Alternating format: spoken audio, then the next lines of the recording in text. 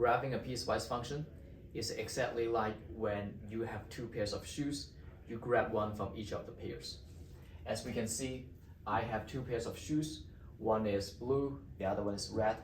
If I am told to wear the left one from the blue pair and the right one from the red pair, then on my feet, they will look exactly like that.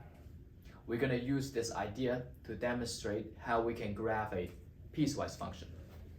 We have the piecewise function defined to be x squared when x is less than or equal to 0, and x plus 2 when x is greater than 0. Because this piecewise function has two different formulas, so we will need the graph of both of these two functions in order to graph this piecewise function. So let's graph them, and then we will determine what portion we will take from each of the graph depending on the condition given here. We have the graph y equal to x squared, which is a parabola like this, and then another graph, straight line, y equals x plus 2, passing through the point 0, 2. We have these two graphs here, just like these two pairs of shoes. We don't want the entire graph from this and from that. We only want some portions. Which portion do we want? We can see this graph consists of two portions. This portion is from negative infinity to 0, which is on the left side. On the right side, from 0 to positive infinity.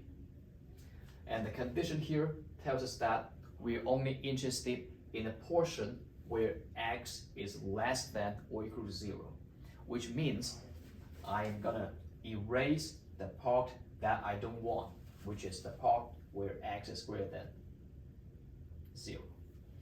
And in particular, at this point, x equals 0, we want it because in the condition it says there's an equal sign, x could be 0. So it also includes the endpoint in the portion that we're going to take.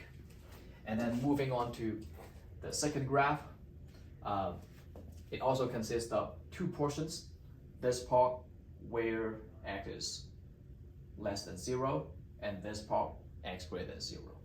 The condition tells us that we are only interested in the part where x is greater than 0. So we're going to remove the part that we don't want, like this. And in particular, at this endpoint, it says x is strictly greater than 0.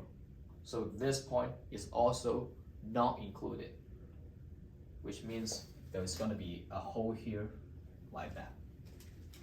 After we have modified the graph on each of them, we're ready to give a sketch for the function f of x.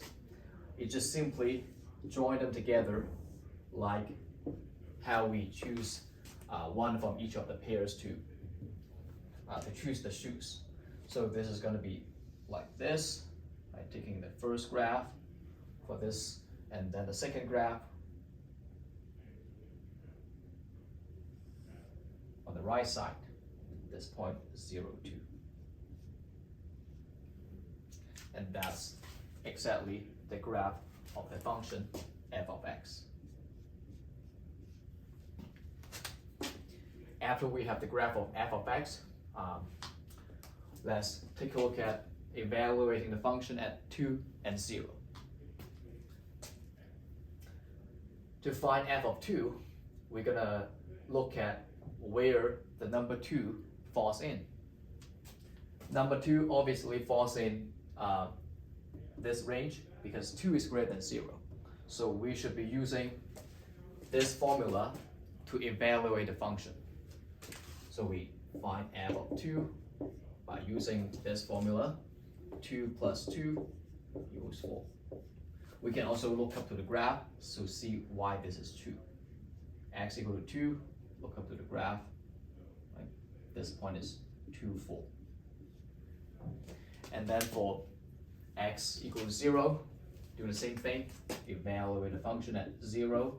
Then we take a look at the expression. X equals 0 falls in this range because it has an equal sign here, and this one doesn't. Okay, so we should be using this formula to evaluate this point. 0 squared equals 0. We can also see it from the graph. There is a solid point here corresponding to x equals 0, which is 0.